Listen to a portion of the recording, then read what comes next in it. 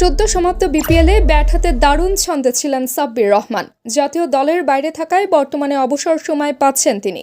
তবে আগামী ৩রা মার্চ ১২টি দল নিয়ে শুরু হবে ঢাকা প্রিমিয়ার লিগের ২০২৪-২৫ মৌসুম, যার মধ্য দিয়ে মাঠে দেখা যেতে পারে সাব্বিরকে। ডিপিএল সামনে রেখে দল গোছানোর কাজে ব্যস্ত সময় পার করছে ঢাকার ক্লাবগুলো, আর এখনও কোনো ক্লাবের সঙ্গে যুক্ত হননি সাব্বির। তবে সাব্বিরের দাবি, বিভিন্ন গণমাধ্যম তার দল পাওয়া নিয়ে বারবার ভুল তথ্য প্রচার করছে। কোনো ক্লাবের সঙ্গে তার যুক্ত হওয়ার বিষয়টি মিথ্যা, তাই গণমাধ্যমকে আরও দায়িত্বশীল হওয়ার অনুরোধ জানিয়েছেন এই তারকা।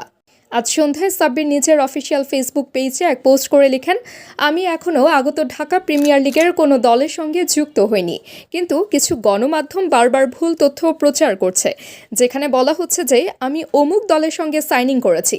এই তথ্য সম্পূর্ণ ভুল, কারণ এখনও আমি বা সেই দল কেউই এ ধরনের কোনো আনুষ্ঠানিক ঘোষণা দেয়নি।